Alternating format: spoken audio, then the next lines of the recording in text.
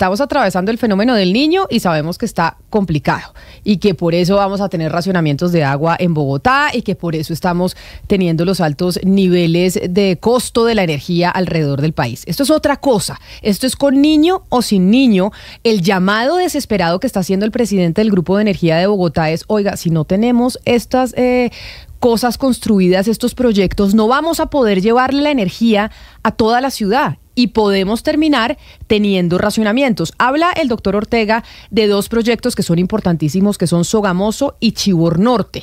Pero para entender la dimensión de estos proyectos, para que nos podamos poner en la cabeza esto, qué significa y cuál es este plan de generación y transmisión de energía, nos acompaña Freddy Zuleta, que es el gerente general de Enlaza. ¿Qué es Enlaza? Es la filial del Grupo de Energía de Bogotá, que enlaza pues la transmisión de energía eléctrica en Colombia de ese grupo con la infraestructura que hay en 180 municipios del país. Gerente Zuleta, bienvenido, mil gracias por estar con nosotros hoy aquí en Mañanas Blue para explicarnos, así como para Dummies, lo que significa la dimensión de estos dos proyectos que no se han podido hacer y que el hecho de que no entren en funcionamiento y que no se construyan terminaría afectando y poniendo en riesgo el suministro de electricidad para la capital. Claro que sí, buenos días Camila, buenos días la mesa de trabajo, a todos los oyentes de Mañanas Blue. Muchas gracias por el espacio. Yo voy a tomar sus palabras de explicarlo para Dummies y eso puede tomar unos segunditos más, pero creo que vale la pena. Lo que las personas tienen que entender es que en el país hay diferentes centrales de generación de energía en distintos lugares y estamos construyendo o intentando construir nuevas con energía eólica en La Guajira, y van a haber muchas más regadas por todo el país, solares y de diferentes tipos. Y la energía se consume en otros lugares que no están ahí al lado de la generación. Normalmente uno no usa la energía que tiene más cerquita, usa la energía que el país en su momento considera más eficiente. Y cuando a eso le sumas el hecho de que ustedes en su casa, por ejemplo, no consumen energía todo el día a todas las horas, hay momentos más altos de consumo, en las horas de levantarse o en la noche, cuando empieza la noche, que se encienden las luces, se cocina, se prenden televisores, etcétera, en otras partes del país en los momentos de más uso de aire acondicionado, pero los consumos no son iguales todo el momento del día y tampoco lo son todo el momento del año. Entonces el desafío que tiene el sistema eléctrico nacional es ser capaz de tener la energía en cada momento del día y en cada día del año que se necesita y despacharla desde la planta de generación que sea más eficiente.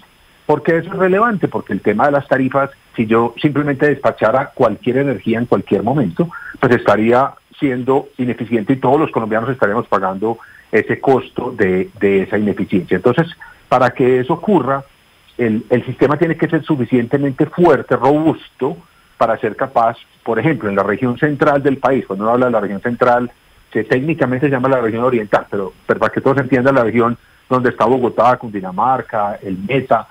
En esa región hay unas centrales hidroeléctricas y hay una central térmica. Pero si esa región solo dependiera de esas centrales, hay unos momentos del día, hay unos momentos del año, o momentos como cuando el Niño viene y disminuye la capacidad de generación de una planta específica en determinado momento, donde esa región no sería autosuficiente, no podría abastecerse a sí misma. Y depende de que podamos traer energía de Sogamoso, de Ituango o de La Guajira en determinado momento.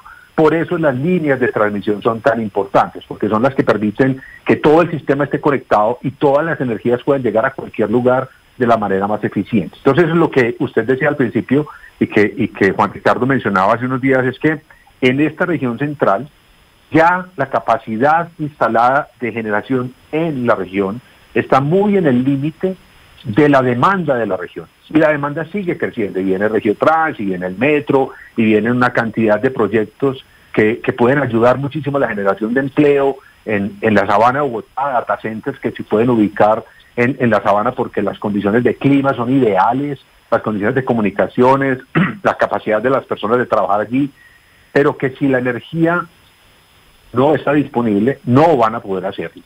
Y hoy por hoy ya estamos teniendo que restringir entrada de nuevos proyectos y nuevas capacidades, y el riesgo es que dentro de muy poco es menos de un año, ya la energía no sea suficiente y haya que empezar a hacer racionamientos. Gerente Zuleta, pero además eso que usted dice, y que además lo decía el doctor Ortega el miércoles, que ya les está tocando negar entrada de nuevos proyectos, eso significa frenar el crecimiento económico, porque hay empresas que necesitan energía para poder funcionar, y si queremos industrializarnos más y necesitamos la energía y no la tenemos, significa que no nos podemos seguir desarrollando y creciendo económicamente. Entonces ahí voy al punto, y es: ¿por quiénes no están permitiendo, o por qué no se permite, y por qué si este proyecto de generadoras de energía para poder darle más electricidad a la capital del país, que se debió haber entregado en el 2018 y en el 2020, es decir, hace 4 años y 6, ¿por qué no se ha entregado? ¿Qué es lo que pasa? ¿Por qué no se han podido hacer? ¿De quién ha sido la responsabilidad? Claro, la suma de muchas cosas, Camila. Este proyecto se inició a construir inmediatamente. La UME le dijo al Grupo Energía: construyalo. Esto es una iniciativa del Plan de Expansión Nacional, esto no es una iniciativa del grupo. El grupo simplemente dice: yo lo construyo en tal valor y era el mejor valor posible en ese momento. Entonces le dicen al grupo: hágalo. Y empezamos a hacerlo, pero empezamos a encontrar que diferentes áreas o espacios de esa zona se sentían que ese proyecto les iba a cambiar sus condiciones de paisaje, el valor de sus tierras, o empezaron a generarse una cantidad de mitos y de historias que no son ciertas, de que las ondas electromagnéticas producen enfermedades, que las vacas van a tener menos productividad, que vamos a talar los bosques, que vamos a acabar con el bosque de niebla, y esa cantidad de mitos y de cosas que desafortunadamente no corresponden a la realidad, digamos, terminaron escondiendo los intereses de algunas personas que simplemente no querían tener torres en sus fincas y en sus propiedades. Y se volvió una bola de nieve muy compleja, donde logró de esa forma aplazar y aplazar y aplazar. Luego llega un proceso en el que, en la protección de la cuenca alta del río Bogotá, el Tribunal de Cundinamarca dice: no, la subestación del centro de los dos proyectos, que une los dos proyectos, no puede estar en Gachanzipá, tienen que volver a repetir todos los estudios ambientales, tienen que encontrar un sitio distinto. Hicimos todo ese proceso, repetimos los estudios, y están en este momento en las manos de la ANLA para ser aprobadas las licencias ambientales que permitan terminar el proyecto. En este momento vamos por menos tiene licencia y estamos construyendo menos de la mitad del proyecto. Para terminarlo todo necesitaríamos el resto de las licencias que están en trámite en la ANLA, los permisos de sustracción que están en manos del Ministerio de Ambiente, y esperaríamos, teniendo eso, poderlos poner en marcha hacia el final del año entrante. Gerente Zuleta, pues por lo que usted nos ha dicho y también por lo que nos decía el señor Juan Ricardo hace unos días, buena parte de la oposición de las comunidades tiene que ver con el tema estético, ¿no? Porque las torres de electricidad, pues, no son muy lindas, no son la Torre Eiffel, y entonces aquí hay un tema que es cómo poder avanzar en esa solución, y por eso mi pregunta es si ustedes han sido creativos en propuestas de diseño, por ejemplo, porque yo estaba buscando a propósito de eso. Mire, aquí para la gente que nos está siguiendo por Facebook y por YouTube, estas son unas torres de energía que tienen formas humanoides, son torres de energía que están ubicadas en Islandia, pero también hay casos en Dinamarca, en España, donde se ha dado una discusión similar, y esto ha llevado a que se hagan unos diseños pues muy interesantes para que las torres no afeen el paisaje. Entiendo que esa es solamente una parte del problema, la otra parte es que el supuesto impacto en la salud y demás, pero ¿han sido creativos en este sentido, en el sentido estético? Claudia, mira, nosotros hemos hecho más de 300 modificaciones al trazado en todos estos años, para ajustarnos a cosas que tienen sentido en las preocupaciones de las personas.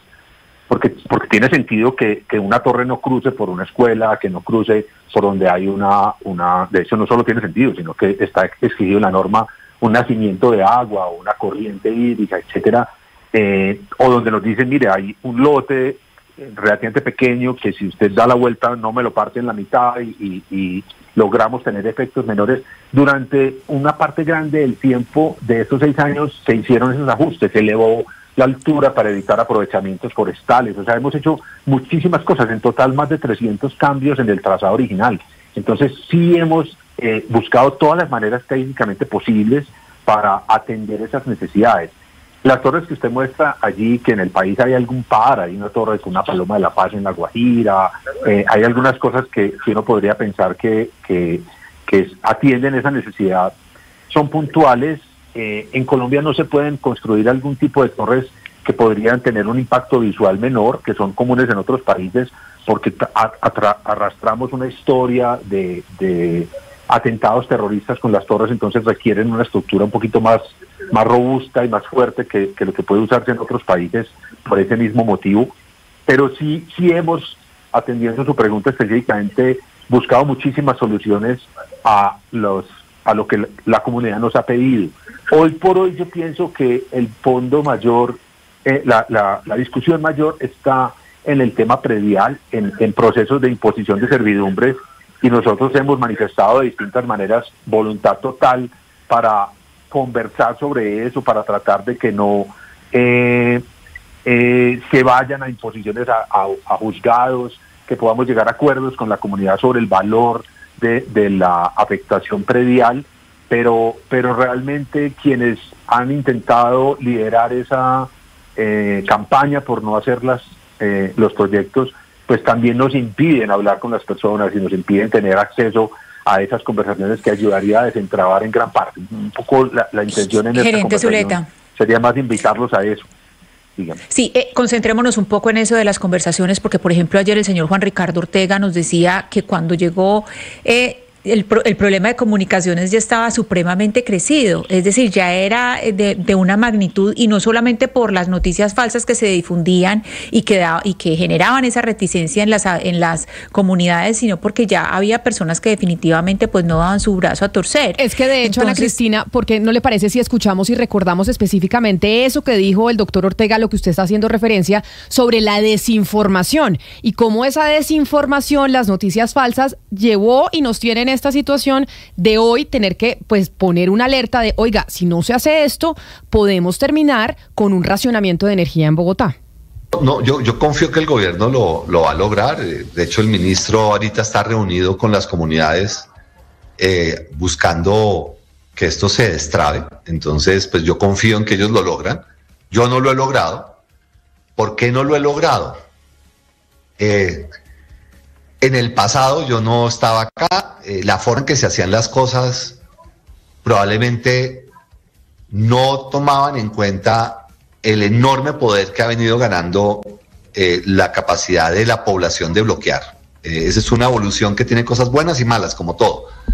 Y se tomaron una estrategia en el cual en esas zonas del norte de Bogotá se contrataron abogados que le decían a la gente, negocie o si no negocie, por medios legales le impongo la servidumbre.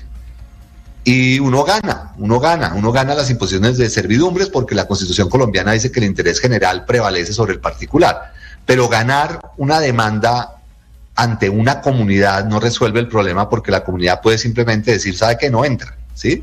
Por más de que tenga eso, y puede unirse y puede generar marchas y puede empezar a decir cosas de que uno lo está abusando, maltratando. Y hubo un debate en Soacha donde decían que a los campesinos los habíamos sacado y les habíamos quitado la casa y estaban en la calle, y de hecho la hija de esos campesinos dijo, eso no es cierto, el grupo de Bogotá de hecho les dio una muy buena casa y están en muy bien condición, no sé en el nombre de mis papás, pero usted sabe que cuando uno tiene conflictos con comunidades, la desinformación tiene una posibilidad de calar hoy en día que es inmensa, y sobre todo con redes sociales hay mucha gente diciendo mentiras, de que vamos a acabar con los pájaros, con el tigrillo lanudo, con el oso de anteojos, que se va a acabar el agua del río frío, y eso a la gente le da pánico con razón, y no es cierto, pero es difícil contrarrestar eso, y el grupo no fue inteligente en su momento en anticipar estas cosas, y la forma de relacionarse por el medio legal, que es agresivo, genera animadversión. Hay gente con mucho dinero que no quiere que pasen las líneas de transmisión por ahí, ¿no? Digamos, en Cachancipá hay una familia con mucha plata que financió gente, dijo 1000 mentiras con el argumento de que íbamos a acabar con las fuentes del río Bogotá para que no se construyera una subestación cerca de un predio de ellos, porque los predios cambian de valor si uno construye infraestructura eléctrica. Aquí hay una cantidad de problemas que enuncia el señor Ortega, que va desde la misma construcción de las, o sea, de ubicar las torres, hasta las mentiras falsas que se empiezan a difundir, y es un problema de comunicación que ya es muy difícil de corregir. Usted nos hablaba de los aspectos técnicos, que eso es una cosa, pero otra cosa es lo comunicacional, es decir, cómo están recuperando esa conversación, lo que usted nos dice, cómo están recuperando esos lazos con la comunidad que han sido rotos y que empezaron además truncados por las mentiras. Mire, ese es el desafío. Hay varias cosas y yo le agregaría a lo que Juan Ricardo dijo esta semana un elemento que él no mencionó ahí, pero que era importante, que era el entorno legal con el que se podían establecer los valores a los cuales el grupo podía llegar a acuerdos con las comunidades para las servidumbres. En ese momento las metodologías no permitían estimar ciertas cosas y valorar ciertas cosas, y el grupo, al manejar recursos públicos, solo tenía un límite de valor que podía ofrecer. Ese valor en muchos casos no era suficiente para la comunidad, y la comunidad se negaba y no quedaba otro camino que hacer una imposición de la servidumbre. Hoy por hoy tenemos herramientas adicionales para mejorar un poco esos valores, para llegar a valores que estén más cerca de lo que la gente espera, y en la campaña que hemos venido es llamando a las personas a decirles, mire, yo sé que les molesta mucho el hecho de que haya una imposición en un juzgado, que usted tiene que contratar un abogado, que tiene que ir hasta un juzgado a responder por la situación. Más bien hablemos directamente, yo puedo mejorar la oferta, yo puedo llegar a acuerdos que pueden estar más cerca de sus expectativas, intentémoslo hacer, pero esa historia del deterioro de la relación ha sido compleja, y obviamente de alguna manera a quienes se oponen al proyecto pues no les interesa tampoco que lleguemos a acuerdos, porque seguiría destrabando la situación. Entonces un poco el llamado es, oiga, el grupo tiene toda la voluntad de revisar aquellos puntos donde la gente tiene objeciones a que la torre esté ahí por una razón real, y a revisar todo ese tema predial, que es en el fondo, la verdad, creo que es el elemento que más nos puede estar generando. No, pero no solo eso, señor Zuleta, sino que es que no podemos, que porque no se le daña el paisaje a una finca en la sabana de Bogotá, poner en riesgo el suministro de energía para la capital. O sea, ¿cómo así? Que porque alguien no quiere, cuando vaya a tomarse un tinto mirando el paisaje de la sabana, que es espectacular, qué delicia tener el privilegio de tener una finca en esa zona, pero entonces resulta que no podemos poner una torre y se afecta el ingreso de energía de una cantidad de gente en la capital del país por cuenta de que una persona quiere tener la vista en la sabana de Bogotá. Claro, Camila, pero esos son más pocos. Es que el tema es que son pocos, pero con una capacidad de influencia grande. Entonces, lo que yo les estoy planteando es a todos aquellos que en una cantidad mayor pudiéramos acercarnos y resolver y conversar y llegar a acuerdos, podríamos ir liberando esa carga. Y esos pocos, porque la cantidad de gente que tiene fincas y sale a montar a caballos, etcétera, pues es mucho menor en cantidad, pero no en capacidad de influenciar. Entonces, ahí está la mezcla de las dos cosas. Usted tiene toda la razón, el interés particular no puede primar sobre una obra que va a afectar, a tener un impacto positivo sobre todo el país. Y entonces quiero decirle, en este llamado y grito de alerta que están poniendo ustedes, o que puso el presidente del Grupo de Energía de Bogotá, ¿cuál es el panorama? Es decir, ¿cuándo todavía siguen en ese proceso y estamos esperando a que el gobierno nacional logre llegar a un acuerdo con las comunidades? Es decir, ¿está frenado por cuenta de que tenemos que convencer a las comunidades de que dejen poner las torres ahí? No, señora, en teoría no. En teoría lo que la autoridad ambiental pide es que se muestre que hay una socialización del proyecto, un conocimiento del proyecto. No es, estoy hablando desde el punto de vista legal, necesario ni una votación, ni un apoyo masivo, ni nada parecido, pero sí se exige una socialización. Entonces, en ese momento estamos. La ANLA hace un año nos pidió repetir todo el proceso de socialización, llegar a las comunidades con otros mecanismos, buscar otras formas, porque no había sido fácil tomar registro en las reuniones, grabar las reuniones, que la gente asistiera. Entonces buscamos otros mecanismos más creativos, usando la palabra que Claudia mencionaba hace un rato, y encontramos emisoras, medios de comunicación locales, diferentes maneras de contarle a la gente el proyecto. Repetimos todo ese proceso de socialización. Nuevamente se le entregó a la ANLA y estamos en este momento esperando que la ANLA se pronuncie y diga sí, de acuerdo, el proyecto efectivamente se socializó y ya podemos liberar otra vez el trámite de licenciamiento para completar las torres que faltan por licenciar y poder construir el proyecto de aquí a final del próximo año. Pues mire, doctor Zuleta, gerente general de Enlaza, cuente con nosotros para vamos a buscar hablar con las comunidades, poder entender cuáles son los reparos que tienen frente a esta situación, sobre todo porque estamos hablando de muchos millones de habitantes en la capital, que por cuenta de que no entren en operación estos proyectos, podrían estar en riesgo su suministro energético. Pero no solo eso, sino el crecimiento económico de la ciudad, en un momento en donde nos dicen el año que se viene puede ser muy complejo en temas económicos, necesitamos generar empleo, necesitamos crecer, y eso implica inmediatamente tener mayor producción de energía. Señor Freddy Zuleta, gerente general de Enlaza, mil gracias por estar con nosotros hoy aquí en Mañanas Blue. Camila, mil gracias. Solo una cosita muy chiquitica al final. Creo que vale la pena también en esa conversación que ustedes tienen con las comunidades hablar con personas que estuvieron en una situación similar en otros proyectos en el país, que de alguna manera tuvieron las mismas preocupaciones, los mismos temores, y que luego de construir el proyecto y de convivir con él un par de años tienen una visión completamente distinta y pueden dar fe de que el tema del agua, de las especies, de los hábitats, de la flora, etcétera, realmente no era real, y que sí se puede convivir con esta infraestructura de manera tranquila y con la compañía durante los próximos años. Es el señor Freddy Zuleta, gerente general de Enlaza. Mil gracias por estar con nosotros y pues mucha suerte, porque lo necesitamos los ciudadanos de Bogotá. Realmente que ustedes puedan salir adelante con este proyecto. Claudia, a mí me